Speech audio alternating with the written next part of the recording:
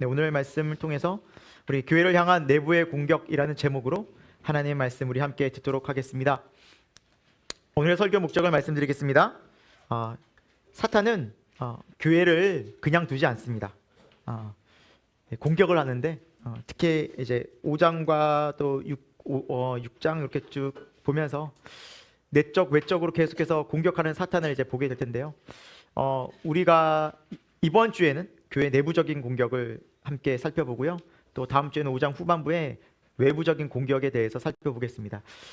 하지만 이렇게 사탄이 교회를 공격하고 또 교회를 계속해서 시험하고 흔들지만 결국에는 교회는 믿음 가운데 이 어려움을 이기고 예수 그리스도와 함께 승리하는 그 삶을 살게 된다는 것, 그게 가장 중요한 것입니다. 그래서 아무리 사탄이 공격한다 그래도 믿음으로 잘 대처할 수 있는 저와 여러분 되길 소망합니다.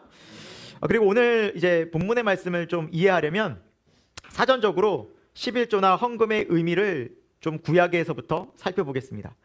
오늘 본문의 배경은 이렇게 드리다가 잘못한 것들이 나오거든요. 하나님 앞에 드리다가 이게 왜 이렇게 드리게 되었나, 하나님 왜 드리게 말씀하셨나, 그 부분들을 이제 구약으로 거슬러 올라가서 헌금 설교를 하겠습니다. 오늘은 제가 헌금 설교를 하겠습니다. 네. 자, 그리고 오늘 본문 말씀을 통해서 살펴보는 것은 뭐냐면 사탄은 우리로 하여금 욕심 또 탐욕을 일으키게 하고 또 거기에서 그것을 거짓으로 위장시키고 또 결국에는 위선된 삶을 살아가게 하는 그런 미혹 가운데 아주 전문적인 역할을 한 존재가 바로 사탄입니다. 그래서 우리가 거기에 미혹당하면 안 되겠구나, 특히나 거룩한 공동체가 그러면 안 되겠구나라는 지점을 살펴보겠고요. 그리고 이 교회는 주님께서 거룩하게 만들어 가십니다. 거룩하게 주님 스스로가 교회를 그냥 두지 않습니다. 교회의 머리는 누구십니까? 예수 그리스도십니다. 그러니까 예수 그리스도는 이 교회를 늘 거룩하게 하나님의 영광 가운데, 나중에 이제 예수님이 오시면 이 교회는 거룩한 신부라고 표현하고 있어요. 비유적인 상징적인 의미죠. 신랑 대신 예수님을 기다리는 신부. 여러분, 신부가 신랑을 기다려야지 딴 남자 기다리면 안 되잖아요. 그렇죠? 신랑이 오는데 이제 신랑을 맞이하는데 신부가 기다려야 되는데 거기에서 엉뚱한 짓 하면 안 되잖아요. 그거는 건강한 결혼이 아니죠. 바른 생활이 아니죠. 그래서 교회는 그런 의미에서 거룩하다는 거예요. 거룩하다는 거예요. 하물 우리 세상에서 이래 남녀가 만나서 거룩하게 이렇게 함께 살아가는 것도 너무나 귀한데, 영원한 우리 예수 그리스도를 만나는 우리가 이 땅에서 거룩하게 예수 그리스도를 기다리는 그 곳이 바로 이 교회구나. 그래서 우리가 날마다 주님을 두려워하고 하나님을 경외하면서 날마다 십자가로 나아가서 우리 삶을 점검하고 날마다 주님을 따라가는 게 교회 생활이구나라는 지점들을 살펴보고 결론 맺으면서 오늘 설교를 마무리하도록 하겠습니다. 여러분, 우리가 신앙생활 할 때는 사탄이라는 존재를 잘 알아야만 합니다. 여러분, 사탄이 있어요. 귀신도 있어요. 두려워하지 마세요. 성경을 보면 믿는 자들은, 정말 하나님과 함께하는 사람은 사탄을 두려워하지 않고요. 오히려 사탄이 믿는 자를 두려워합니다. 예수 믿는 자를 두려워합니다. 우리를 두려워하는 것이 아니라 우리 안에 계신 예수님 때문에 두려워하는 거예요. 우리는 뭐 아무것도 아니죠. 유혹하는 대로 막 넘어질 수 있는데 우리가 왜 그걸 이기느냐? 내 안에 계신 예수 그리스도 때문에 이기는 거예요. 근데 세상에서는 그렇지 않아요. 세상에서는요, 이 귀신 사단의 어떤 영적인 그런 일들을 굉장히 부각시키고 두려워 떨게 만들어요. 뭐가 있나 보다. 제가 요즘에 보니까 우리 한국 사회나 세계적으로 오티컬이라는 그런 좀 문화들이 굉장히 발달하고 있는 것 같아요. 이런 것들이 소위 점 보는 거, 중세시대 마녀, 영적인 이런 것들인데 뭐 무당들 이런 거 다 포함하죠. 여러분, 그런 영적인 세력이 있어요. 귀신들은 알아요, 맞춰요. 뭐 용하다 그러죠. 점쟁이 가면 다 맞춰요. 왜냐하면 그 사람이 이 귀신이 들어가잖아요. 그럼 그 사람이 뭔 짓 하고 돌아다니 다 알아요. 과거에서부터 그 부모 세대까지 다 알아요. 그러니까 놀라는 거예요. 그 두려운 거예요. 거기서부터 이제 딱 이제 이 사람을 조종하기 시작하죠. 이제 그런 문화들이 있는데 단 이들은 미래를 점칠 수 없어요. 미래는 하나님께 달려 있어요. 그러니까 과거를 다 맞추니까 미래까지도 맞추겠거니, 미래까지도 알겠거니라고 두려운 거예요. 근데 절대 그렇지 않아요. 미래는 하나님의 손에 있어요. 그래서 성경에 보면 점치고 미래를 이렇다 저렇다 얘기하는 자들을 성경에서는 구약에 보면은 하나님이 죽이라고까지 말씀하셨어요. 이거 하나님의 영역이에요. 근데 오늘날은 그러지 않게 사람들을 위협하고 속이고 포장해서 그 앞에 사람들의 마음에 두려움을 심어주죠. 그래서 그들의 말에 복종하게 만들죠. 참 요즘에 미디어들이 참 이런 부분에 있어서도 굉장히 어떤 이런 악한 영향들을 미치는 것 같은 게, 최근에 아직 방영은 안 된 것 같아요. 무당들의 서바이벌이 나온다는 프로가 있더라고요. 무당들이 나와서 대결을 해요. 어떤 신이 세나. 그러니까 이 시대가 이런 시대가 돼. 이걸 막 TV에서 사람들 호기심 자극하는 거죠. 거기서 보면 아마 신기적인 그런 것들이 나올 거예요. 신변잡기적인 것들이 나올 거예요. 뭐 신비로운 일들이 있을 거예요. 그런 게 돈이 되니까, 대중들의 호기심을 자극할 수 있으니까. 절대 혼욕되지 마시고 그거 보느라 시간 낭비하지 마시기 바랍니다. 그런 거 뭐 신기하고 안 신기하고 중요한 게 아니라, 이 영들이, 악한 영들이 항상 하는 것이 있어요. 속이고 이 땅을 지향하게 만들어요. 땅의 것들로 마음 빼앗기게 만들고, 그것들이 없어지면 두렵고, 그거 있으면 좀 안심하고, 그러나 결국에는 그 땅의 것을 가지고 망하는 거예요. 조금 있으나 적게 있으나 없으나 있으나 결국 인간은 죽거든요. 그러니까 죽음 이후에 하나님만 못 만나게 하면 돼요. 사탄은 성공하는 거예요. 사단이 원하는 건 그거 딱 하나예요. 다 줄 수 있어요. 건강, 물질, 세상의 권세, 인기 다 줄 수 있어요. 그러니까 하나님만 못 만나게 하면 돼요. 이기거든요, 사탄은. 죽으면 끝나거든요. 그러니까 사탄이 노리는 건 이것들이에요. 세상에서 다양한 것들, 우리 눈에 보이는 것들, 또 세상 사람들이 소위 중요하다고 하는 것들을 다 손에 쥐어주고, 또 잡힐 수 있을 듯하게 만들어줘요. 거기 마음 다 빼앗기게 만들죠. 성경은 사탄에 대해서 이렇게 정의하고 있습니다. 우리 같이 요한복음 8장 44절에 예수님께서 어떻게 말씀하셨는가 함께 보겠습니다. 시작. 너희는 너희 아비 마귀에게서 났으니 너희 아비의 욕심대로 너희도 행하고자 하느니라. 그는 처음부터 살인한 자요, 진리가 그 속에 없으므로 진리에 서지 못하고 거짓을 말할 때마다 제 것으로 말하나니 이는 그가 거짓말장이요 거짓의 아비가 되었음이니라. 네, 마귀의 특징 첫 번째, 욕심내게 만든 욕심. 두 번째, 그것을 거짓되게 그 삶을 만들어갑니다. 여러분, 우리가 세상에 살다 보면은 어떤 일에 대해서 욕심과 탐심이 생기죠. 다 가질 수 있어요, 없어요? 없어요. 때로는 없는데도 있는 척, 그렇게 살아가죠, 사람들. 거짓된 삶을 만들어가는 거예요. 그래서 여러분, SNS 사실 속지 마세요. 그렇게 다 행복하지 않아요. SNS에 뭐 행복할 것 같고 뭐 거의 다 속는 거예요. 거기 가봐야 행복도 없고 거기 가서 행복이 있는 것이 아니에요. 세상에서 속이는데, 이렇게 계속해서 이 세상 것들을 가지고 욕심내게 만들고 갖고 싶게 만들고, 근데 그렇게 행복하지도 않는데 가져보니까 그래도 행복한 척은 해야 돼. 계속 사람은 행복하게 스스로를 만들어가는 거죠. 속고 있는 거예요. 정말 속고 있는 거예요. 허무해요. 그 목사님은 거기 가보셨습니까? 목사님은 그런 돈을 많이 만져보셨습니까? 아니요. 전 못 가봤고 돈도 없습니다. 어떻게 잘하냐고요? 하나님의 말씀이 그렇다고 전 믿습니다. 솔로몬이 말했죠. 전도서에 헛되고 헛되니 모든 것이 헛되도다. 저는 이제 그 말씀을 믿는 게 뭐냐면, 솔로몬은 가장 지혜로운 자였잖아요. 또 왕이었고요. 부가 최절정에 이른 사람이었거든요. 근데 그 사람이 하는 말이 마지막에 그거예요. 다 가져보니. 뭐 결혼은 좀 많이 해봤습니까? 1000명에 결혼도 많이 해봐야 뭐 헛되다는 거예요. 뭐 소용없다라는 거예요. 누릴 거 다 누려봤는데 헛되다는 거예요. 저는 그래서 그 말씀을 믿습니다. 가져보고 믿는 게 아니에요. 여러분, 불 이렇게 해가지고 불 붙이면, 화재 나면 큰일 나는 거 아시죠? 그래서 화재로 잘못하면 집도 다 태우고, 그렇죠? 그래서 화재가 무서운 거, 여러분 집 한번 내보고 하시는 거예요. 그걸 간접 체험해도 다 아시는 거예요. 그죠? 후자죠. 다 알아요.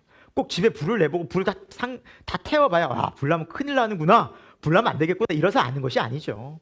그렇죠? 마찬가지예요. 이 세상이 헛되다는 것, 악하다는 것, 하나님의 말씀 통해서, 성령의 감동 통해서 다 압니다. 선명히 압니다. 그런데 사단은 그것을 계속해서 가지고 유혹합니다. 왜요? 예수 그리스도가 마음에 있지 않잖아요. 말씀이 중심되지 않잖아요. 이것에 사로잡혀요. 이 허한 마음을 채울 수가 없는 거예요. 우리 마음에 누가 오셔야 된다고요? 하나님, 예수 그리스도가 오셔야 돼요. 그래야 채워지는 거예요. 예. 원래부터 우리는 그런 존재로 창조하셨어요. 하나님께서. 그렇죠? 우리 마음에 생기를 후 넣어 주셔서 우리 마음에 하나님의 영이 함께했어요. 그런데 우리가 죄 가운데 거하면서 이 영이 떠난 거예요. 아담과 하와 선악과 사건 이후로 떠난 거예요. 이 허한 마음을 세상에 무엇으로도 채울 수 없다라고 성경은 말씀하고 있어요. 그래서 예레미야 2장에는 13절에는 터진 웅덩이와 같다라는, 채운 듯 하나 또 허전한 거예요. 이렇게 돈 많이 벌면 행복할 것 같았나 또 허전한 거예요. 이 사람과 결혼할 것 같았으면 행복할 것 같았으나 허전한 거예요. 결혼해보니 또 이거 내 발등 찍었구나 그러는 거예요. 그럼 또 한 사람 만나면 달라질까요? 아니에요.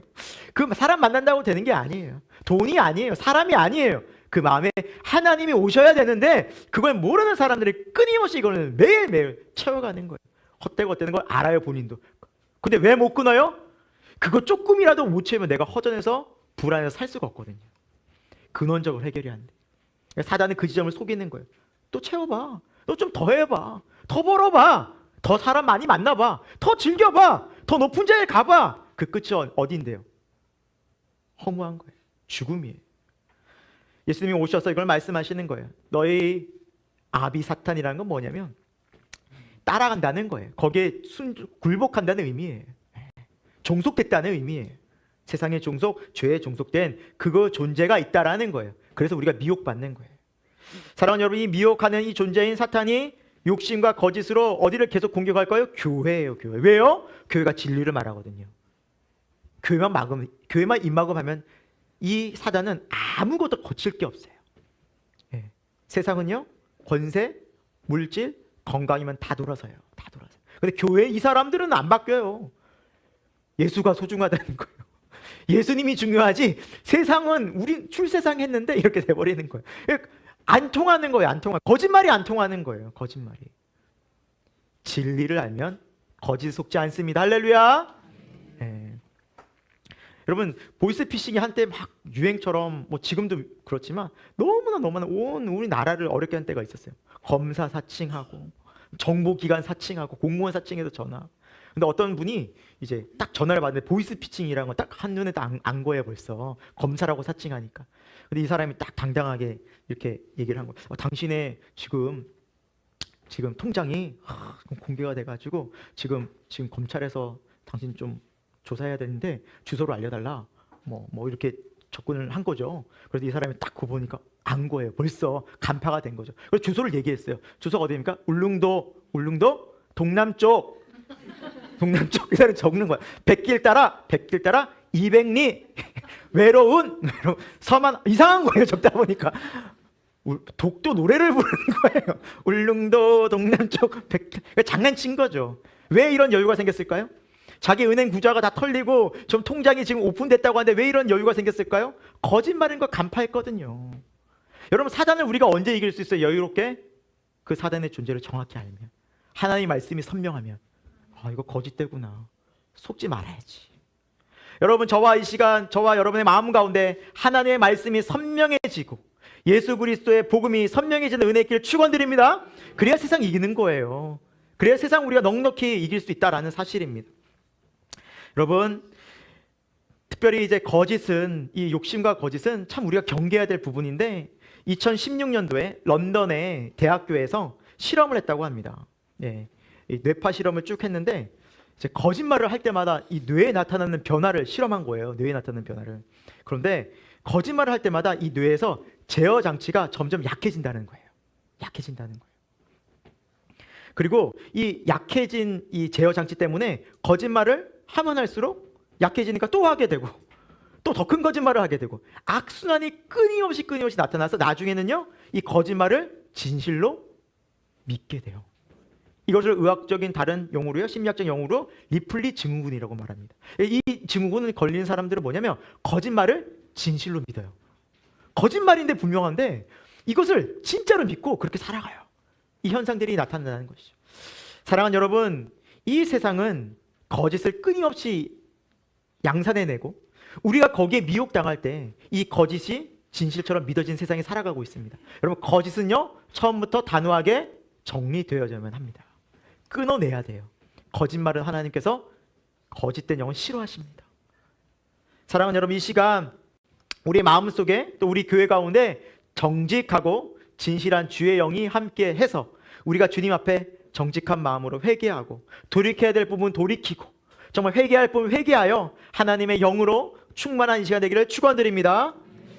오늘 말씀 첫 번째, 우리가 먼저 사전에 우리가 설교 목적에서도 말씀드렸다시피 11조와 헌금의 의미에 대해서 살펴보겠습니다. 헌금 설교하면 헌금 설교 때문에 시험 받아서 교회 옮기시는 분도 있다고 합니다. 네. 그런데 좀 생각합니다. 잘못된 설교를 들었다고 생각해요. 그래서 헌금을 강요하는 설교라든지, 그리고 또 기복신앙, 이렇게 헌금을 여러분 바쳐야 복 받습니다 라고 이제 복을 원하고 바라는 의미에서 헌금 내게 한다든지, 이런 헌금에 대한 그런 하나님의 뜻이 아니거든요. 본 뜻은 그게 아닙니다. 그래서 오늘 다시 저와 함께 말씀을 볼 텐데요, 하나님께서 왜 헌금을 내라고 하시는 그 바른 이유와 목적, 그리고 헌금은요 하나님 앞에 드릴 때 정말 큰 은혜와 유익이 있어요. 하나님께서 명령하신 것은 굉장히 우리의 유익하고 바르기 때문에 이 명령을 하신 것입니다. 여러분, 11조에 대한 많은 얘기들이 많고요. 또 인터넷 찾아보면 11조 내야 한다, 말아야 된다, 막 다양한 기사들이 있는데, 선명하게 정리해드리면 구약과 신약 일관되게 11조에 대해서 금하는 부분은 없습니다. 하나님은 명령하셨고요. 예수님조차도 이 율법을 폐하지 않으셨어요. 그러니까 이건 하나님의 뜻이고 하나님의 명령이에요. 지금 유효한 말씀입니다. 그래서 신약 어디에서도 11조를 폐하는 구절은 없고요. 그러면 11조를 여러분 왜 내라고 하셨을까? 11조에 대한 구절들을 한번 볼까요? 레위기 27장 32절에 보면, 제가 한번 읽어드릴게요. 모든 소나 양의 11조는 목자의 지팡이 아래로 통과하는 것의 10번째 것마다 여호와의 성물이 되리라 라고 말씀하셨죠. 모든 양과 소, 그러니까 그 당시로는 이제 짐승이 재산이었잖아요. 그래서 하나님 앞에 이제 11조를 드릴 때 하나님께서 목자의 지팡이로 쭉쭉 통과할 때 10번째 건 하나님께 드리라, 바치라라고 말씀하셨어요. 여러분, 왜 이걸 하셨을까요?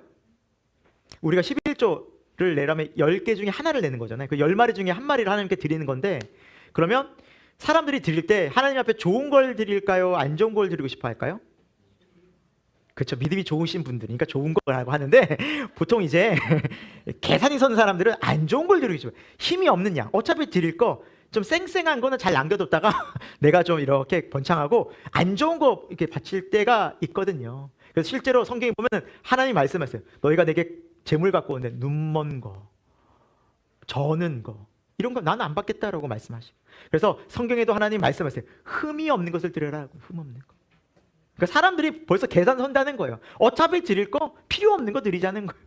그러니까 지금 10번째 양을 너희가 고르는 게 아니라 양들이 결정하게 한다는 거예요. 그래서 토실토실한 게 딱 걸려도 그거 드리는 거예요. 그래서 하나님 앞에 드리게 하셨고요. 두 번째 말씀은 제가 한 말씀만 적어놨네요. 제가 한번 읽어드릴게요. 신명기 14장 22절에 이런 말씀이 있어요. 너는 마땅히 매년 토지소산의 11조를 드릴 것이며, 매년 토지소산의 11조를 드릴 것이며, 이것도 이제 신명기에 나와요. 여러분, 레위기와 신명기에서는 어디에서 생활한 거예요? 이 지금 이스라엘 백성들이? 광야죠. 가나안에 들어가기 전이에요? 후에요? 전이에요.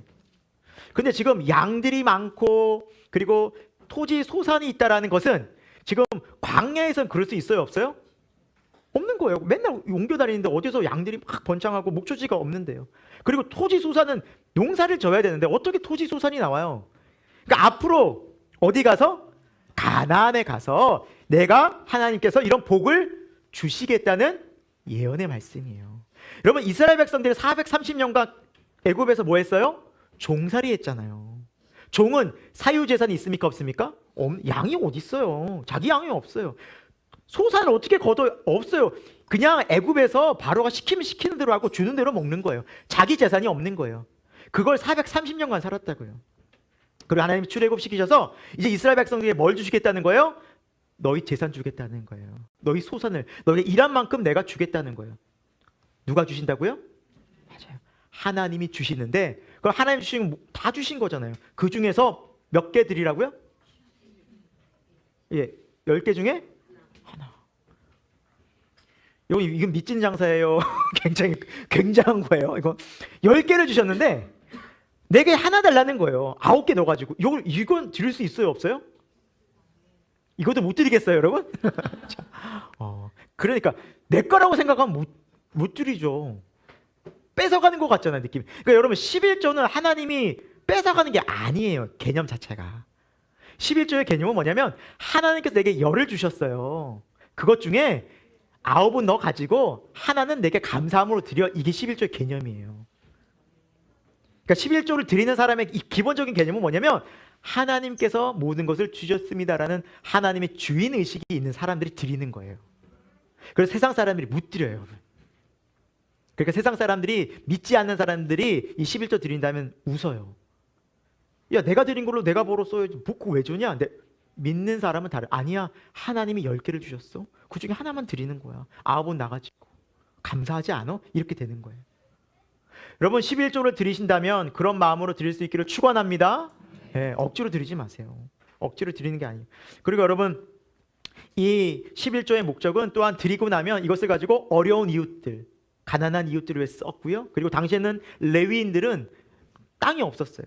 하나님이 주신 것으로 먹고 살았는데 하나님은 그것 11조를 레위인들을 위해서 이렇게 그 당시는 성막과 주회를 하는 사람들, 제사장들, 이런 사람들을 먹여 살리기 위해서 11조를 허락하신 거예요.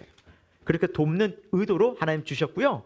그리고 우리가 이 11조 외에도 성경에는 다른 번제물도 많이 드렸어요. 그러니까 11조만 있는 것이 아니라 하나님의 봉헌물을 많이 드렸다고요. 그러니까 하나님을 드리라고 하신 하나님이 왜? 다 주셨으니 감사함으로, 기쁨으로 즐거이 드리라. 그래서 성경은 이런 마음으로 드리라고 말씀하고 있어요. 같이 읽겠습니다. 시작. 각각 그 마음에 정한 대로 할 것이요 인색함으로나 억지로 하지 말지니 하나님은 즐겨내는 자를 사랑하시느니라. 아멘. 여러분 절대 오해하지 마세요. 오늘도 설교 듣고 목사님이 이제부터 11조 하라고 했구나. 아, 역시 드디어 나왔어. 언젠가는 할 줄 알았는데 드디어 설교 나왔구나. 이래서 막 11조 어떻게 됐냐 벌벌벌 떨면서 이 월급에서 막 어떻게 됐지 이러지 마시고, 자, 하나님의 말씀입니다. 마음에 정한 대로, 마음에 정함이 있어야 돼요. 먼저 내가 정하는 거예요. 예. 여러분이 결단하셔야 돼요. 11조는. 그리고 억지로나 인색함으로 하라 그래서 하지 말라 그랬어요? 이런 하나님 헌금 안 받으신다는 거예요. 그러니까 강요된 게 아니에요. 헌금은 기본적으로 11조가 됐든 어떤 감사 헌금이 됐든 성경 헌금이 됐든 무슨 또 구제 헌금이 됐든, 여러분 성경에서 말씀하고 있는 헌금은 강요가 하나도 없어요. 여러분이 자원하는 마음으로 드리는 겁니다. 아멘. 즐겨내는 자를 사랑하는, 즐거움으로 드리는 거예요. 즐거움으로. 그러나 여러분은 알려는 드려야죠. 왜냐하면 여러분이 이제 신앙생활을 하고 믿음 생활을 하면 신앙생활의 중심은요 하나님의 주인됨을 인정하는 삶이 되거든요. 정말 돼요. 그때 감사함으로 하나님께 드리는 삶이 돼요. 그런데 이제 구약에서부터 이런 11조가 있었고 봉헌이 있었는데 이제 사람들이 점점점 형식주의가 되어져 가는 거예요. 그리고 아까 제가 말씀드린 것처럼 10분의 1을 드리는데도 안 좋은 양 드리고 막 대충 드리고 나중엔 드리지도 않았어요. 심지어 그렇게 되다 보니까 어떻게 됐을까요? 나라가 점점 어려워지는 거예요. 자기 힘으로 살려고 하다 보니까 불안한 거예요. 그래서 뭘 섬겨요? 바알을 섬기고 아세라를 섬기고 이방신들을 막 섬기기 시작하는 거예요. 그러면서 뭘 빌어요? 복 좀 주옵소서 비는 거예요. 그래서 기복신앙이 되어져. 한쪽에서 하나님께 제사를 드리면 형식적으로 드려버리고 한쪽에서는 바알 앞에서 드리고. 이게 이스라엘 역사예요. 성경을 읽어보면 그게 나와요. 열왕기 상하 다 그 얘기. 그러나 그 중에서 간간히 믿음의 사람이 간신히 막 나와요. 다윗처럼 요시야 왕, 히스기야 왕. 그럴 때는 또 나라가 또 부강해져요. 하나님 은혜 주셔서. 그럼 또 돌아서서 또 바알 섬기고 하다 보면 이 민족의 침략을 받고 어려워져. 이게 끊임없이 반복돼요. 사랑하는 여러분, 하나님께서 왜 우리에게 헌금 내라고 하시냐면 딱 그거 하나예요. 내가 너희를 먹여 살린다는 거예요. 하나님이. 내가 충분히 너희를 먹여 살리는데 왜 너희는 너 힘으로 살려는 거예요. 너가 왜 세상에 손 벌리냐는 거예요. 하나님 자존심 상하는 거예요. 너무너무 속상한 거예요. 답답한 거예요. 하나님 입장에서 보면. 하나님께서 가난하시냐고요. 근데 우리는 내 힘으로 살려고 하는 거예요. 그리고 하나님 없이 살려고 하는 거예요.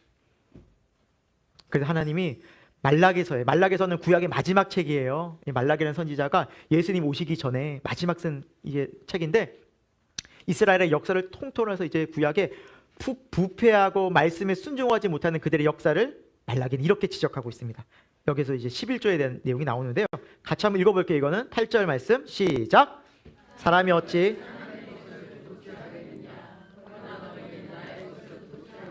말하기를 우리가 어떻게 주의 것을 도둑질하였나이까 하는도다. 이는 곧 11조와 봉헌물이라. 네, 아까 전에 우리가 하나님을 믿는 사람들은 누가 다 주셨다고 믿는 거예요? 하나님이, 실제로 하나님 주셨죠. 가나안에 들어가서. 그래서 우리도 그렇게 사는 거예요. 이 세상에서 하나님이 주셨다라고 믿는 건데 하나님이 주신 것을 감사함으로 표현하지 못하고 다 내 것처럼 생각하는 그런 마음이 하나님은 답답하고 안쓰럽다라는 거예요. 자, 9절 10절 있습니다. 시작. 너희 온 나라가 나의 것을 도둑질하였으므로 너희가 저주를 받았느니라. 만군의 여호와가 이르노나 너희 온전한 11조를 창고에 들여 나의 집에 양식이 있게 하고 그곳으로 나를 시험하여 내가 하늘 문을 열고 너에게 복을 쌓을 곳이 없도록 붙지 아니하나 보라라고 말씀하고 있어요. 여러분 9절 말씀을 보시면 하나님의 것을 도둑질한 다음에 뭘 받았어요? 저주를 받았어요. 이 저주가 실제로 이스라엘 백성이 바벨론에게 완전히 무너지게 되고 그 이후로도 끊임없이 이민족에게 어떻게 보면 침략당하고 또 로마의 속국이 되어져. 그러니까 하나님을 온전히 믿지 못하고 계속해서 세상을 의지하고 하나님께 온전히 순종하지 못하자 저주를 받게 됩니다. 하지만 하나님을 온전히 믿어보라고 하나님 말씀하고, 그래서 10절에 온전한 11조를 한번 드려보고 그렇게 해서 너희가 복 받나 안 받나 나를 뭐 하라고 그랬어요? 시험하라. 11조에 보면 10계명에 보면 하나님께서 나를 시험하지 말라고 했어요. 나를 시험하지 말라. 주 너희 하나님을 시험치 말라. 그런데 오직 성경에 딱 한 곳 나와 있어요. 나를 시험해 보라라고 말씀하신 곳이 여기 유일해요. 그만큼 하나님은 우리에게 말씀하고 싶은 거예요. 나를 의지하고 나의 주인됨을 한번 믿고 살아봐라. 너희가 왜 그렇게 나를 믿지 못하느냐 답답해 하셔서 말씀하시는 거예요. 네, 여기까지 이제 10절까지 우리가 보고, 여러분 이건 믿음의 여러분 영역이에요. 믿음의 영역이기 때문에 이 말씀을 듣고 정말 내가 정말 이제 마음이 동하고 아까 전처럼 말씀에 정말 내가 순종하고 싶다. 정말 그 믿음이 생기는 사람이 순종해야지. 이것도 하나님이 또 목사님이 뭐 억지로 하라 그래서 또 억지로 하기 시작하면 반드시 시험 듭니다. 여러분 하지 마세요. 여러분 정말 하지 마세요. 정말이에요. 정말 이거 뭐 억지로 하다가 시험 든 사람 참 많아요. 그래서 교회 떠나요. 내가 기도해 보고 하나님이 주시는 마음이 있다면 기쁨으로 드리는 것이 헌금 생활이고 11조 생활이라는 걸 다시 한번 말씀드립니다. 아멘. 여러분 먼저 중요한 것이 헌금 내는 게 아닙니다. 하나님의 주인 되심을 인정하는 거예요. 그리고 하나님은 10분의 1을 드리라고 했지. 이거 나는 한 100만 원 버는데 야 이거 10만 원 이거 돈이 뭐 다른 사람들에 비해서 막 좀 작은 거 아니야? 절대 이렇게 생각하지 마세요. 하나님은 그 사람의 형편과 상황 다 아십니다. 그래서 10분의 1을 드리라고 한 거예요. 그 사람의 생활을 아시기 때문에. 하나님의 액수를 정해놓은 것이 아니라 얼마가 됐든 그 10분의 1에 내 마음을 담아 드리라는 것이 11조의 목적입니다. 그리고 그렇게 하나님의 주인 되심을 인정하고 여러분을 살아가는 것이 하나님의 복을 누리며 살아가는 길입니다. 전 이걸 알려드리고 싶습니다. 선택은 여러분의 믿음의 분량대로 하시면 됩니다. 아멘. 자, 이것이 좀 전제가 돼야, 이 드리는 것에 대한 전제가 돼야 이 말씀을 좀 이해할 수 있어요. 사도들이 이제 말씀을 전하고 큰 부흥이 초대교회에 일어났어요. 자, 32절 제가 읽을게요. 사도들이 큰 권능으로 주 예수의 부활을 증언하니, 그러니까 복음을 전했죠. 그러자 무리가 뭘 받았어요? 이게 중요해요. 32절에 큰 은혜를 받은 다음에 그들이 가난한 사람들을 위해서 자신의 것을 팔고 헌신하여 드리게 된 거예요. 여러분 드리기 전에 뭐가 있었어요? 큰 은혜가 있었어요. 작은 은혜가 아니에요. 큰 은혜가 있었어요. 너무 감사하다. 하나님 어떻게 이런 은혜를 주셨나. 야 하나님 내게 이렇게 은혜를 주셨나. 생각해보니까 이걸 은혜를 받고 보니까 내가 잘 먹고 내 배부르자고 이거 은혜 주신 게 아니구나. 하나님 나라를 위해서 어려운 이웃들을 위해서 쓰라고 주셨구나. 하나님 감사함으로 드립니다 라는 것이 헌금이었어요. 헌물이었어요. 아멘. 이런 중요한 행간을 잘 알아야 돼요. 이 은혜를 못 보면 그럼 억지로 바쳐야 되네. 드리기 싫은데 억지로 드리면 마음은 계속 힘든 거예요. 오늘 그렇게 억지로 드린 한 사람이 그 부부가 바로 아나니아와 삽비라였어요. 이걸 억지로 드리자. 안 드리면 안 되겠거든. 분위기가 막 다 드리니까 마음에도 기쁘지도 않은데 막 나는 막 준비도 안 돼 있는데 하나님의 주인 되심이 아직 인정도 안 됐는데 예수님을 믿지도 않는데 막 헌금 드리러. 그래서 여러분 지금 절대 강요하는 거 아닙니다. 특별히 교회에 나오시 얼마 안 되신 분들 잘 들으세요. 안 드려도 돼요. 저 얘기했어요. 걱정돼요. 괜히 또 집에 가서 그래도 숨은 뜻이 있지 않을까? 혹시 이럴까 봐 또 말은 저렇게 해도 목사님이 또 절대 숨은 뜻 없어요. 있는 그대로예요. 교회 생활 하실지 얼마 안 되시는 분들 헌금 드리지 마세요. 11조 막 드리지 마세요. 꼭 기도하시고 마음에 감동이 되면 드리세요. 또 걱정돼 또. 네. 자, 큰 은혜를 받아. 그래서 좀 살펴볼 거예요. 아나니아와 삽비라를 볼 거예요. 욕심과 거짓과 위선에 대해 살펴볼 거예요. 욕심이 잉태한 즉 죄를 낳고 죄가 장성한 즉 사망을 낳느니라. 욕심이 생기잖아요. 거짓된 마음들이 막 생겨요. 날 포장하고 싶. 그럼 그렇게 사람들 위선을 가지게 되거든요. 이것이 교회 독보서처럼 생기면 안 된다는 거예요. 교회는. 하나님의 복음은 이렇지 않아요. 하나님의 복음은 자 오늘 말씀 같이 볼게요. 1, 2절 말씀 읽습니다. 시작. 아나니아라는 사람이 그의 아내 삽비라와 더불어 소유를 팔아 그 값에서 얼마를 감춤해 그 아내도 알더라. 얼마만 가져다가 사도들의 발 앞에 두니. 예, 아까 좀 전에 제가 말씀드렸던 그런 분위기가 형성된 거예요. 다 은혜 받는데 본인 은혜를 못 받았어. 아직 감동도 오지 않았는데도 불구하고 나도 해야 될 것 같아. 이 분위기에서 나만 좀 떨어지기 이상해. 그래서 억지로 껴맞추기 시작한 거예요. 신앙생활을. 이러면 정말 안 돼요. 여러분. 은혜 받는 게 먼저입니다. 여러분 교회에 나와서 첫 번째 해야 될 게 뭐냐면 예수님 만나는 게 1번입니다. 아멘. 복음적으로 여러분 예수님 꼭 만나. 인격적으로. 그 다음에 신앙생활이 펼쳐지는 거예요. 거듭난 다음에 순종이 있는 거지 나머지는 여러분 율법과 말씀들을 지켜질 수가 없어요. 예수님 만나기 전에는. 예수님 만남이 율법은 무거운 것이 아니에요. 기쁘게 순종하게 되어져 있어요. 이거 신앙생활의 원리예요. 근데 이 원리를 모르고 인위적으로 하다 보면 이런 큰 불상사가 일어난다니까요. 그래서 그들은 팔았어요. 그런데 밥값 얼마를 어떻게 했어요? 숨겼어요. 왜 숨겼을까요? 욕심이 생긴 거예요. 마음. 저거 다 바치면 너무 아깝다. 우리 어떻게 살아? 불안함이 생긴 거예요. 그래서 우리만 알잖아. 부부가 상의한 거죠. 누가 알아? 우리만 알잖아 하고 두 부부가 상의해서 얼마를 감추고 부분만 냈어요. 부분만 냈어요. 자, 여러분 이런 부분이 이제 베드로가 성령을 통해서 알게 돼요. 그리고 베드로 이렇게 말합니다. 3절과 4절 같이 있습니다. 시작. 베드로가 이르되 아나니아야 어찌하여 사탄이 내 마음에 가득하여 내가 성령을 속이고 땅값 얼마를 감추었느냐라고 얘기해요. 자, 여러분 누가 아셨어요? 네, 성령께서 아신 거예요. 그리고 베드로에게 알려주신 거죠. 네. 그런데 여기에서 말씀하는 부분이 사탄이 내 마음에 가득했다라는 거예요. 여러분 아까 전에 우리 사탄의 특징이 뭐라 그랬어요? 욕심과 거짓이라고 그랬죠. 네, 그렇죠. 그 마음에 욕심이 있고 거짓인데 그것을 가만히 내버려 둔 거예요. 그러니까 자연스럽게 그 마음에 사탄이 그것을 이용한 거예요. 그 마음에. 네. 그래서 교회에서도 그렇게 하나님도 속이고 사람들도 속이면서 그렇게 했던 거예요. 그런데 성경은 누굴 속였다고 말하고 있어요? 성령을 속였다고 먼저 말하고 있어요. 그래서 우리가 거짓말을 하거나 죄를 지으면 누굴 먼저 속이는 거예요? 하나님을 속이는 거예요. 성령을 속이는 거예요. 하나님 먼저 알고 다 계신다는 거예요. 하나님을 속일 수 없어요. 여러분. 하나님을 감히 속일 수는 없어요. 누구도 감히. 오늘 그 얘기를 좀 여러분과 좀 할 거예요. 하나님을 속일 수는 없어요. 그리고 감추었는데 자 4절 같이 읽겠습니다. 4절 시작. 땅이 그대로 있을 때에는 내 땅이 아니며 판 후에도 내 마음대로 할 수가 없더냐. 어찌하여 이 일을 내 마음에 두었느냐. 사람의 거짓말하는 것이 아니요 하나님께로다 라고 말씀하고 있는데 4절에 땅이 그대로 있을 때에도 내 땅이 아니며 판 후에도 내 마음대로 할 수 없더냐라는 뜻은 뭐냐면 내가 원하는 대로 할 수 있다는 거예요. 땅을 팔기 전에도 안 팔 수도 있었고 만약 땅을 판 후에도 그것을 가지고 안 드릴 수도 있었다는 거예요. 꼭 드릴 필요는 없다는 거예요. 그런데 문제는 뭐예요? 속였다는 거예요. 부분으로 드렸는데 다 드린 것처럼 속였다는 거예요. 그게 문제였다는 거예요.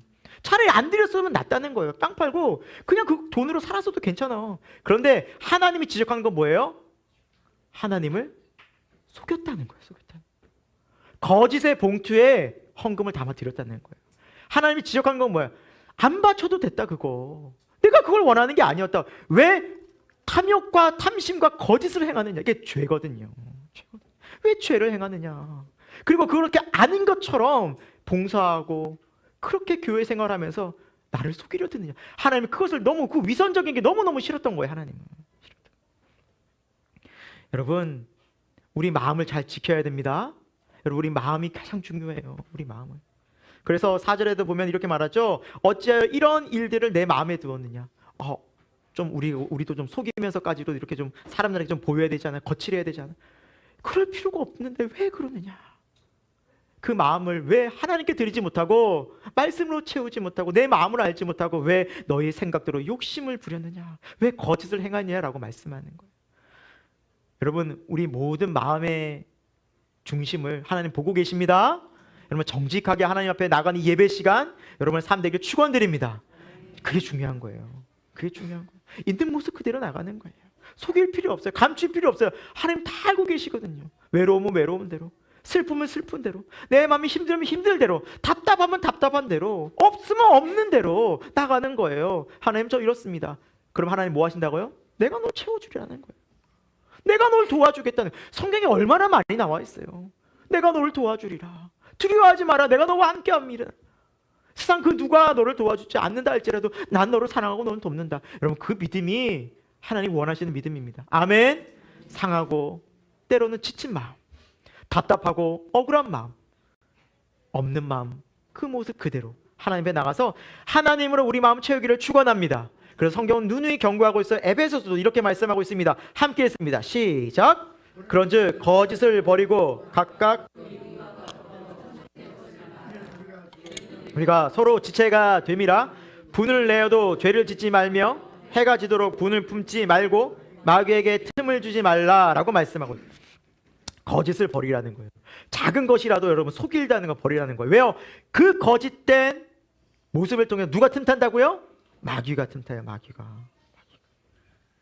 100% 마귀가 종로로 타면 안 됩니다. 거짓은 또 거짓을 낳아요. 거짓은 또 거짓을 낳는 거죠. 그럼 내가 포장이 돼요. 위선을 이제 하게 돼요. 어쩔 수 없어요. 내가 만든 거짓의 굴레에 내가 갇히는 거예요. 바꿀 수가 없어요. 바꿀 수가 없어요. 너무나 많은 거짓이 쌓였기 때문이에요. 우리 가끔씩 뉴스 보면 그렇잖아요. 정치인들이나 이제 사실 유명한 외부인들, 연예인들 보면 이제 딱 거짓을 밝혀주세요. 그러면 처음부터 죄송합니다 하는 사람이 있어요? 없어요? 없는 거예요. 이래서 저랬고 저래서 이랬고 난 억울하고 끊임없이 자기를 포장하는 거예요. 왜요? 지금까지 그렇게 살아왔거든요. 못 바꿔요. 그거를 인정이 안 되는 거예요. 내 안에서 인간이 스스로가 바꿀 수 없는 거예요. 사단의 굴레에 빠진 거예요. 여러분, 오직 십자가에서만, 예수 그리스도를 통해서만 우리가 여기에서 해방되어지고 자유해지고 변화될 줄 믿습니다. 예수님 그래서 오신 거예요. 저와 여러분을 거기서 해방시키기 위해서, 이 거짓의 탐욕의 쇠사슬에서 끊고 저와 여러분에게 자유를 주기 위해서. 아멘. 여러분, 이것이 십자가의 능력입니다. 예수 그리스도의 권세입니다. 세상 그 무엇도 할 수 없어요. 이 사단을 이길 수 없어요. 오직 예수 그리스도만이 하시는 거예요. 그래서 다윗도 자신이 거짓된 삶 속에 있었을 때 다윗이 우리아의 아내 밧세바를 취하잖아요. 남의 여인을 데려와서 동침한 간음을 행했잖아요. 그리고 우리아를 뭐 했어요? 살인교사, 죽이도록 명. 이건 살인죄와 같은 거죠. 살인죄를 저질렀죠. 그리고 회개를 여러 번 했다고는 알고 있지만 회개한 기간이 얼마 됐을까요? 1년 됐어요. 1년. 그 아이가 태어날 때까지도 회개 안 했어요. 1년 동안 회개를 안 하고 산 거예요. 그러고 보니 마음이 어떨까요? 괴로워 죽겠는 거예요. 그러면서 회개하면서 지은 시가 시편 51편인데 세 구절만 볼 거예요. 좀 중요한 메시지가 있거든요. 10절, 11절, 12절. 이 다윗의 그 상태, 마음의 상태에 대해서 이제 얘기하고 있거든요. 같이 읽겠습니다. 시작. 하나님이여, 내 속에 정한 마음을 창조하시고 내 안에 정직한 영을 새롭게 하소서. 나를 주 앞에서 쫓아내지 마시며 주의 성령을 내게서 거두지 마소서. 주의 구원의 즐거움을 내게 회복시켜 주시고 자원하는 심령을 주사 나를 붙드소서. 아멘. 다윗이, 그 믿음 좋은 다윗이 죄가 들어가고 회개치 않으니까 하나님 앞에 거짓된 마음이 있으니까 정직하지 못한 마음을 안타까이 여기며 회개한 거예요. 다윗조차도 부정직해서 1년 동안 숨긴 거예요. 죄를. 그런데 여러분 11절부터 12절까지 정직하지 않고 거짓되었을 때 나타나는 영적 상태가 있어요. 첫 번째 뭐예요? 나를 주님 앞에서 쫓아내지 마시며 주님과의 관계가 멀어질 거예요. 그렇게 친밀했던 주님이 멀게 뒤켜진 거예요. 기도해도 내 기도를 안 들어주신 것 같고, 예배를 드려도 허황된 공허한 것 같고, 말씀을 봐도 틀리지도 않고, 막 그냥 주님은 온데간데 없어지는 거예요. 두 번째, 주의 성령을 내게 거두지 마옵소서. 성령의 감동이 없는 거예요. 그래서 신앙생활이 되겠습니까? 안 되죠. 안 되죠.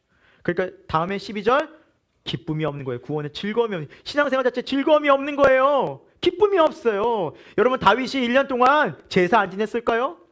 말씀 안 들었을까요? 기도 안 했을까요? 다 했어요. 형식적으로 다 했다고요. 근데 뭐가 없었어요? 기쁨이 없는 거예요. 즐거움이 없는 거예요. 마음이 미치겠네, 괴로워서. 다윗조차도. 왜요? 거짓됨이 있었고, 속이고 있었고, 하나님 기쁨이 하나도 없는 거예요 지금. 끝으로 뭐예요? 자원하는 심령을 주사 나를 뿌듯. 자원이 안 돼서 지금까지 어떻게 생각하는, 억지로 하고 있었던 거. 억지로 하고 싫은데 억지로 기쁨도 없고. 다윗이 미치겠는 거예요. 1년 동안 죄 가운데서. 여기서 다윗이 깊이 얘기합니다, 여러분. 근데 왕이었어요. 나단 선지자가 자기 죄를 지적해요. 여러분 그때 왕의 권세는 어느 정도였냐면 말 한마디 나단 선지자를 목자를 죽일 수도 있었어요. 내 앞에서 제거해버려. 저런 쓰잘데기 소리하고 내 죄를 드러낸다고 내 왕인데 감히 하면서 죽여버릴 수도 있었어요. 그리고 자기 죄 안 졌다고 떳떳하게 나갈 수도 있었어요. 그럼 어떻게 됐을까요? 다윗은 어떻게 됐을까요? 죽는 게 아니라 하나님 앞에 구원 못 받았어요. 버림받았어요. 그게 더 위험한 거예요. 왕의 자리는 있었지만 결국 버림받은 거예요. 성경에 나와 있어요, 여러분. 네. 버려질 뻔했어요. 하나님은 왜 우리에게 말씀하실까요? 회개하라는 거예요. 회개하라는 거예요. 왜? 회개하면 어떤 일이 벌어진대요? 하나님의 영이, 하나님이 우리와 함께 한다니까요. 기쁨이 회복되고 구원의 즐거움 속에서 신앙생활을 한다니까요. 감사함으로 즐겁게 하나님께 드리는 인생이 되고 하나님의 복과 은혜를 누린다는 거. 저주가 아니에요. 내가 힘들게 살아가고 내가 어렵게 살아가고 내가 전전긍긍하면서 불안해할 이유가 없는 거예요. 그 자유함을 주시려는 거예요, 하나님은. 그런데 죄가 그걸 딱 막고 있는 거예요. 죄가. 그 죄를 누가 없애요? 누가 해결해요? 하나님밖에 없어요. 아멘. 그래서 예수 그리스도 앞에 나가야 되는 거예요. 오늘 이 시간 저와 여러분의 마음속에 말씀을 듣고 혹여 내 마음속에 죄가 떠오른다면 하나님 앞으로, 은혜의 보좌 앞으로 나가는 복된 시간 되기를 축원드립니다. 여러분 그것이 다윗의 하나님의 그 치부를 드러내면서까지 시편 51편을 쓰게 한 이유예요. 치부 아닙니까? 치부. 이런 치부가 어디 있어요? 하나님 쓰게 하잖아요. 고백하게 하잖아요. 왜요? 다윗의 인생을 통해서 우리의 삶도 똑같다라는 거예요. 다를 바 없다는 거예요. 우리 죄악 가득하다는 거예요. 탐욕스럽고 또 거짓스럽고 또 그것을 포장하고 갖추는 그냥 우리의 인생이라는 거예요. 왜 그렇게 사냐는 거예요, 하나님은. 너희가. 사랑하는 여러분, 오늘 하나님 우리에게 말씀하십니다. 우리 마음이 정직하라고, 진실하라고. 저와 여러분에게 정직한 영이, 진실의 영이, 성령께서 함께 하신 은혜의 길 축원드립니다. 여러분, 아나니아와 삽비라 사건에서도 그들이 계속 거짓을 위장하니까 결국에 뭐예요? 위선의 삶을 사는 거예요. 나 괜찮아. 나 문제 없어. 문제는 가득한데. 문제는 가득. 기쁨도 없고, 여기에서 보면 말씀처럼 그냥 즐거움도 없고, 그냥 근데 하는 거예요. 여러분 교회 생활도 이렇게 할 수 있어요, 없어요? 할 수 있다라는 거예요. 기쁨도 없이 위장해서 그냥 할 수 있다는 거예요. 두려운데 그거 감추고 하는 거예요. 계속 있는 거예요. 근데 하나님 안타까워하시는 거예요. 왜 그렇게 살아가느냐? 회개하고 돌이키라. 내가 너를 고쳐주리라. 다윗처럼. 여러분 다윗처럼 정직하게 하나님 앞에 나가면 하나님이 그 사람을 사용하십니다. 회복시켜 주십니다. 그래서 다윗의 마지막에 하나님께서 평가가 뭐예요? 사도행전은 내 마음에 합한 자라고 그랬어요. 여러분 생각해 보세요. 어떻게 마음에 합한 자가 그렇게 큰 죄를 지을 수 있어요? 그 죄 지었다는 게 문제가 아니에요. 하나님은 우리가 그 죄악된 곳에서 정직하게 죄를 인정하고 회개했을 때 그 모습을 기뻐하신다는 사실을 믿으시기 바랍니다. 저와 여러분이 그런 은혜의 하나님 앞으로 나아가서 이 하나님과 깊은 관계가 회복되기를 축원합니다. 그런데요, 예수님 시대에도 이렇게 계속해서 위장하고 위선을 외식을 갖고 살던 많은 사람들이 있었습니다. 한번 말씀 볼까요? 마태복음 23장 27, 28절 같이 읽습니다. 시작. 화 있으신저 외식하는 서기관들과 바리새인들이여, 빛이라 무덤 같으니 겉으로는 아름답게 보이나 그 안에는 죽은 사람의 뼈와 모든 더러운 것이 가득하도다. 이와 같이 너희도 겉으로는 사람에게 옳게 보이되 안으로는 외식과 불법이 가득하도다 라고 주님 경고하고 있어요. 서기관과 바리새인들은 어떤 사람입니까? 여러분, 말씀을 잘 알고 가르치던 사람들이었어요. 그런데 그들은 하나님의 시선보다 사람들에게 잘 보이게. 그러니까 하나님이 아시는 거예요. 주님이 외식하는도다, 불법을 행하는, 속에는 다 죄가 가득하면서 아닌 척하는, 그것을 정말 하나님이 경고하시는 거예요. 특히 교회 오랜 생활, 신앙생활 하다 보면 이런 타성에 젖을 수 있고요. 또 더욱이 이런 경고의 말씀은 저처럼 목사들이 참 조심해야 돼요. 목사들이 앞에서 이렇게 막 가르치고. 그래서 저는 두렵고 항상 신경 쓰는 삶의 그 부분이요, 가정생활이에요. 가정생활. 왜요? 제 가정생활에서는 저를 직접 보잖아요. 저희 자녀들, 저희 아내는. 그래서 제일 좀 두려워요. 집에서 잘. 네. 밖에서요, 얼마든지 저는 좋은 목사가 될 수 있거든요. 젠틀하게, 여러분, 젠틀하게. 집에서는 그걸 계속 못해요. 그러니까 제가 제일 신경 쓰는 부분은 솔직히 가정생활이에요. 집에서는 저의 민낯이 다 드러나거든요. 그래서 거기도 섬기려고 하고 아이들 사랑하려고 하고 용서할 애를 써요. 네. 우리 그래야 사는 거예요. 매일 주님 앞에서, 하나님 앞에서 살아가듯이. 여러분, 가장 내 옆에서 가장 가까운 사람이 가족이에요. 가족이죠. 여러분 삶을 보고 언행. 여러분이 살아가면서 세상에서 어떤 사람들에게 좀 제일 많이 실망하세요? 때로는 딱 실망할 때가 찾아오잖아요. 어떤 사람. 좀 겉과 속이 다른 사람 만났을 때 실망하지 않아요? 저는 그렇던데. 진짜 겉과 속이 다르면요, 와, 그러니까 위선적인 사람 있잖아요. 그런 사람 만나면 인간관계를 계속 하고 싶지 않지 않아요? 그런 사람 계속 만나고 싶은가요? 위선적인 사람 있잖아요. 내가 아는데, 위선적인 거 아는데 계속 아닌 척하는 사람들. 와, 저는 못 사귈 것 같아요. 그런 사람. 위선적인 사람이라면. 네. 여러분, 하나님도 마찬가지예요. 우리와 관계는 같은 거예요. 관계는 우리가 위선을 할 때, 죄가 가득한데도 불구하고 아닌 척할 때, 하나님은 그 예배를 어떻게 받으시겠냐고, 그 기도를 어떻게 들으시겠냐고. 그러니까 우리가 해야 될 일은 뭐예요? 정직하게 하나님 앞에 서는 겁니다. 죄를 많고 적게 지어서가 문제가 아니에요. 하나님 보시는 거는 정직하냐 정직하지 않냐의 문제예요. 내가 죄를 지었으면 있는 그대로 하나님께 나가는 거예요. 왜? 그것 때문에 예수님이 십자가 지셨거든요. 그것 때문에 오셨거든요. 그러니까 우리가 주님이 필요한 거예요. 그 십자가가 필요한 거예요. 절실히 필요한 거예요. 저와 여러분의 삶에 매일매일 이 십자가가 가까이, 정말 그 주님이 정말 우리 삶 가운데 없으면 안 됩니다라는 그 믿음이 있기를 소망합니다. 그러면 반드시 하나님의 은혜가 있습니다.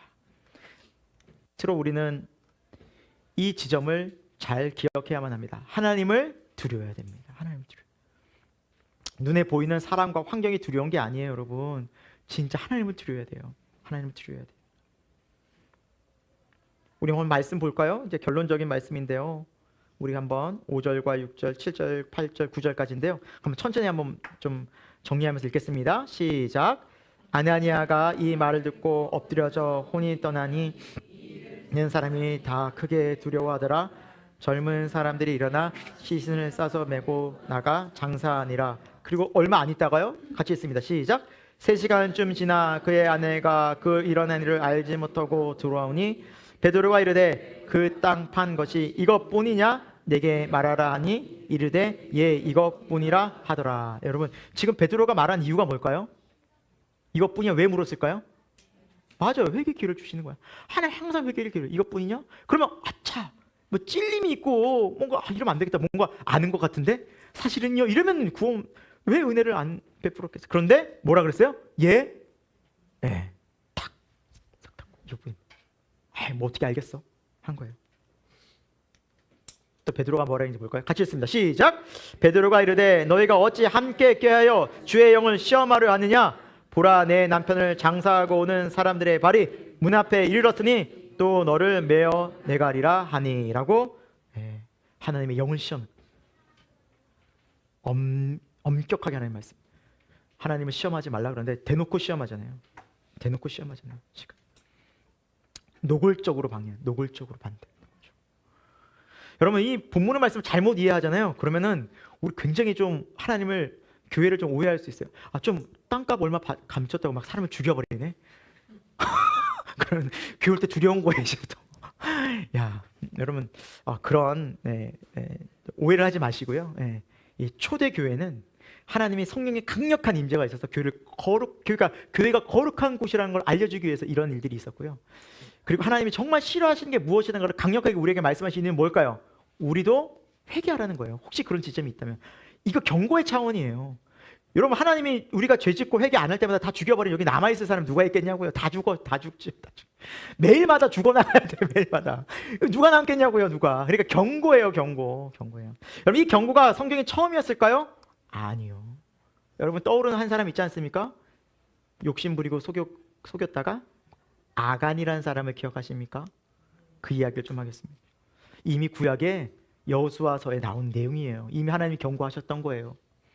이 여호수아 장군을 통해서 이제 가나안이 정복되잖아요. 그래서 여리고성이라는 강력한 아주 초롱성 같은 성을 하나님이 점령케 하십니다. 그리고 계속해서 성을 점령하다 나갔는데 다음에 아이성이 있었어요. 아이성은 말 그대로 조그만 성이에요. 근데 이 아이성을 점령하기 너무 쉬웠으니까 여호수아가 그냥 가볍게 간 거예요. 근데 패해버렸어요. 36명이 죽게 된 거예요. 그러니까 여호수아가 너무 충격을 받은 거예요. 막 옷을 찢으며 하나님 앞에 어떻게 하나님 우리한테 이러실 수가 있냐고 막 기도해요. 그때 하나님 말씀하세요.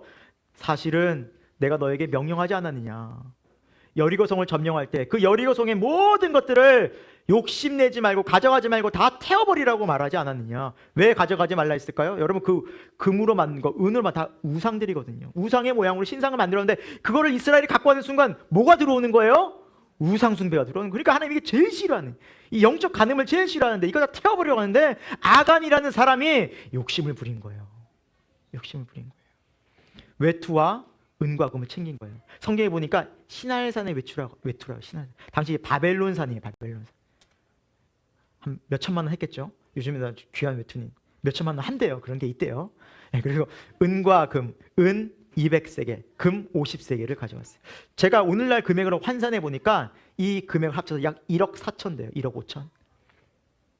순간 그게 딱 보이는 눈에. 그리고 외투값까지 합치면 2억 원 되는 거예요. 그래서 몰래 숨긴 거예요. 그 가족들한테 알리고 가족들도 공범으로 같이. 왜요? 그 많은 금액을 숨기려고 하니까 가족을 왜 설득 안 시킬 수가 없지. 그래서 야 이건 우리 가족들만 알자. 그래서 가족들 딱 숨겼죠. 누가 하셨을까요? 맞아요. 그 하나님 말씀하시. 그게 여호수아 7장 11, 12절에 나와요. 자, 같이 읽겠습니다. 시작. 이스라엘이 범죄하여 내가 그들에게 명령한 나의 언약을 어겼으며 또한 그들의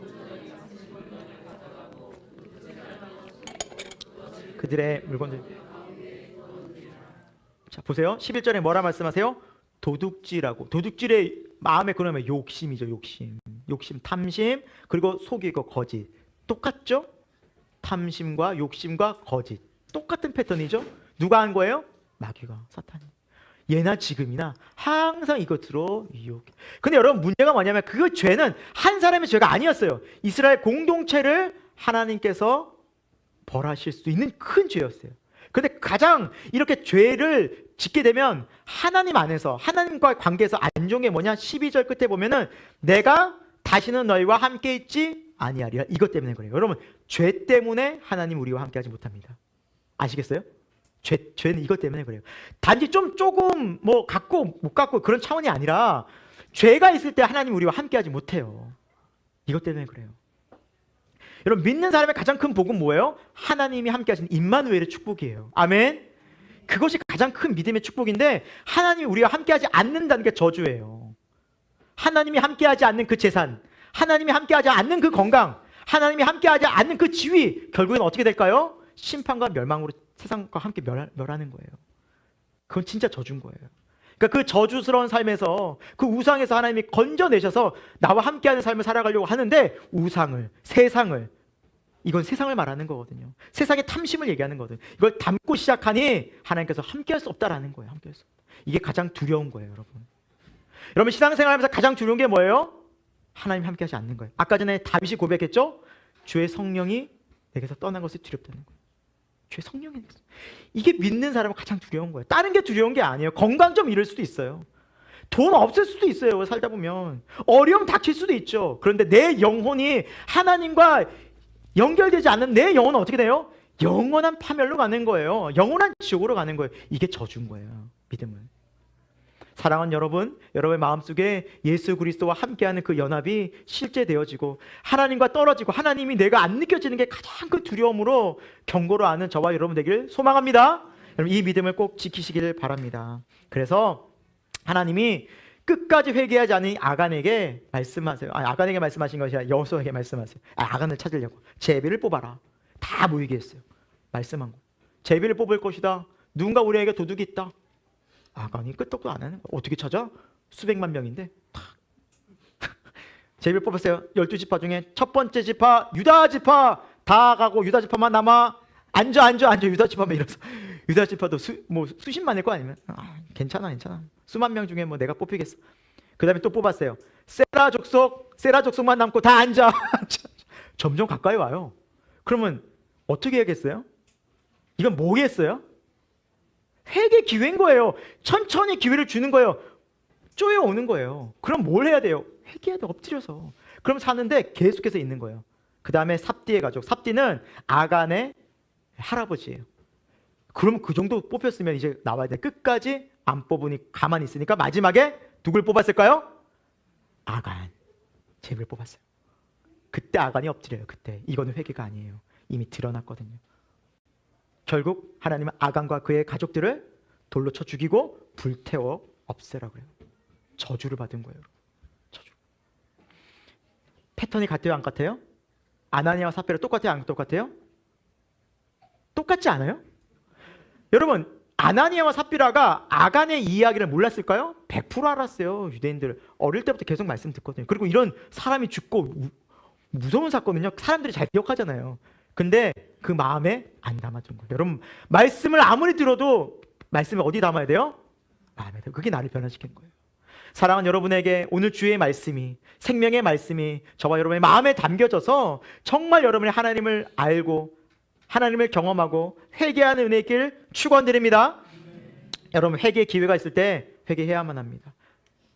그래서 이 오늘 말씀 이렇게 마무리해요. 11절에 온 교회와 이 일을 듣는 모든 사람들이 다 크게 뭐 했다고요? 두려워한 거예요. 여러분, 하나님은 두려운 하나님이에요. 그래서 성경 여호와를 경외하라고 그래요. 경외는 두렵다는 거예요. 두렵다는 거. 하나님은 두려운 분이에요, 여러분. 하나님을 가볍게 눈에 안 보인다고 함부로 여기시면 안 됩니다. 믿음은요, 성령이 충만해지면 하나님을 경외하고 두려워하고 하나님 앞에서 신앙이 회복되어져요. 내가 하나님 앞에서 어떻게 죄를 짓겠습니까? 이런 삶이 형성된다니까요. 그게 진짜 나를 깨우고 살리는 겁니다. 말씀을 마무리하겠습니다. 여러분, 여기에 물컵이 이렇게 해서 물이 깨끗한 물이 있어요. 정수에 아침에 떴어요. 아침에. 근데 여기에 만약에 물감, 검은색 물감이 한 방울 톡 떨어진다면 이 물은 어떻게 될까요? 99%가 깨끗하고 1%가 먹물이에요. 그냥 물감이에요. 그럼 이 물은 어떻게 될까요? 먹어요? 저 먹으라고요? 이거는 오염된 물이라고 말한 거예요. 버려죠. 1%밖에 안 돼요. 그 작은 한 방울이에요. 99%가 깨끗한 물이에요. 근데 이 물은 어떻게 된다고 말해요? 오염됐다고 말해요. 버려지는 거예요. 그러면 거룩이 그런 거예요. 부분적으로 좀 더럽고 좀 깨끗한 게 좀 많으니까 괜찮겠지가 아니에요. 우리 마음은 주님의 영으로 가득해야 돼요. 아멘. 그게 온전한 믿음이에요. 그렇다면 하나님께서 우리에게 말씀드릴 때 뭐가 생각나게 하실까요? 죄예요. 100%예요. 근데 우리의 죄가 깨달아졌다고 해도 우리의 죄가 어떻게 해결이 돼요? 우리 힘으로는 안 돼요. 그래서 날마다 어디 앞으로 가야 돼요? 십자가 앞으로 가야 돼요. 이게 그리스도인의 생활이에요. 괜히 가라는 게 아니에요. 살아보니 오늘도 욕심 부렸네. 또 살아보니 또 내가 판단했네. 또 살아보니 오늘도 내가 거짓되이 위장했네. 하나님 정말 죄송합니다. 또 이렇게 살았군요. 제 힘으로 또 살았군요. 그 십자가 앞에 날마다 가는 거예요. 이게 믿음의 삶, 성도의 삶인 것을 믿으시기 바랍니다. 그래서 십자가가 오늘의 십자가, 날마다 내가 죽고 내가 사는 살아있는 생명의 십자가 될 때 우리 교회를 통해서 하나님께서 놀랍게 역사하시고 성령이 충만한 은혜를 부어주셔서 이 땅 가운데 하나님의 많은 잃어버린 영혼들을 우리를 통해서 찾게 하실 줄로 믿습니다. 우리가 먼저 변화돼야 돼요, 여러분. 복음 전하기 전에, 우리가 증인 되기 전에 내가 정말 하나님을 인격적으로 깊이 만나야만 합니다. 여러분, 그런 은혜가 저와 여러분 가운데 예수 그리스도의 이름으로 함께하기를 축원합니다. 기도하겠습니다. 사랑하는 주님, 오늘 우리에게 생명의 말씀, 구원의 말씀 허락해 주셨습니다. 하나님, 우리는 연약합니다. 때로는 죄 가운데 넘어질 때도 많고 불의합니다. 때로는 거짓과 위선으로 살아갈 때도 있었습니다. 그럼에도 우리를 부르시고 우리에게 말씀을 들려주시고 우리에게 돌아오라고, 우리에게 회개케 되라고 말씀하시는 우리 하나님의 사랑 앞으로 나아가기를 원합니다. 있는 모습 그대로 나아갑니다. 주여, 우리를 받아 주옵소서. 하나님, 우리가 십자가 앞으로 나아갔을 때 우리의 모습이 보여지기 시작할 것입니다. 그리고 십자가 앞에서 우리의 모든 죄들이 다 용서받고 우리가 진정한 자유와 평안과 안식을 누리게 될 줄로 믿습니다. 임마누엘의 하나님, 우리와 함께하는 그 은혜가 죄를 회개하고 주님 앞으로 겸손히 나가 주님을 만나는 그 은혜 속에서 경험될 줄로 믿습니다. 오늘 이 시간 우리와 함께하여 주옵소서. 예수 그리스도의 이름으로 기도합니다. 아멘. 오늘도 살아 역사하시는 하나님 아버지, 오늘도 우리에게 말씀하시는 하나님 우리가 믿고 신뢰하며 그 앞으로 나아갑니다. 오늘도 하나님께서 주시는 생명의 말씀, 이 복음을 마음에 담고 이 말씀대로 순종하여 하나님의 자녀로서, 하나님의 거룩한 백성으로서, 주님의 제자로서 세상을 이기는 믿음 되게 하여 주옵소서. 연약한 우리들입니다. 하나님, 죄 많은 우리들입니다. 그럼에도 불구하고 우리를 포기하지 않고 사랑하셔서 예수 그리스도 십자가의 놀라운 은혜와 긍휼로 구원하시고 성령 하나님을 보내주셔서 우리와 날마다 함께 하신 은혜 기억하며 감사를 드립니다. 그 성령을 의지하고 날마다 순종하고 믿음으로 나아가 하나님, 우리가 삶의 자리에서 주님의 은혜를 기억하고 감사하며 주님께 영광 돌리는 인생 될 수 있도록 역사하여 주옵소서. 주님, 저희가 이제 선교를 떠납니다. 하나님, 이 모든 시간들 일정들 속에서 하나님의 복음만이, 예수 그리스도의 십자가의 복음만이 그곳 가운데 드러날 수 있도록 도와주시고, 하나님 그 보혈 땅에 하나님의 십자가의 사랑이 가득가득 넘쳐날 수 있도록 역사하여 주옵소서. 저희가 자리를 비운 동안 이 교회를 지켜 보호하여 주옵소서. 교인들의 삶들을 지켜주시고 하나님께서 친히 주관하여 주셔서 모든 생활 속에서, 상황 속에서 우리 주님께서 보호하시고 지키시는 은혜 누리는 우리 새생명교회 되도록 역사하여 주옵소서. 하나님께 나오면서 감사함으로 하나님의 주인 되심을 인정하며 드린 헌금이 있습니다. 11조 감사헌금, 선교헌금, 구제헌금, 하나님 이 모든 헌금 가운데 주님 영광 받아주시고 하나님 우리의 삶을 통해서 하나님을 더 드러내며 하나님께서 채우시는 복과 은혜를 누리며 즐거이 드리는 복된 인생 되게 하여 주옵소서. 특별히 우리 잘하는 아이들이 있습니다. 십자가 복음으로 예수 그리스도로 충만하여 이 땅에서 믿음으로 승리하며 믿음의 굳건히 선 자녀들 다 되도록 인도하여 주옵소서. 지금은 우리 주 예수 그리스도의 십자가의 은혜와 하나님 아버지 영원하신 사랑하심과 성령 하나님의 감화 감동 역사하심이 교회를 공격하는 사단의 악한 세력들 속에서도 마음을 지키며 믿음을 지키며 예수 그리스도와 날마다 연합하여 십자가로 나아가기 원하는 우리 새생명교회의 모든 교우들 가운데, 저들의 삶 속의 일터 가운데, 이 교회 가운데 지금부터 영원토록 함께 없시기를 간절히 축원하옵나이다. 아멘.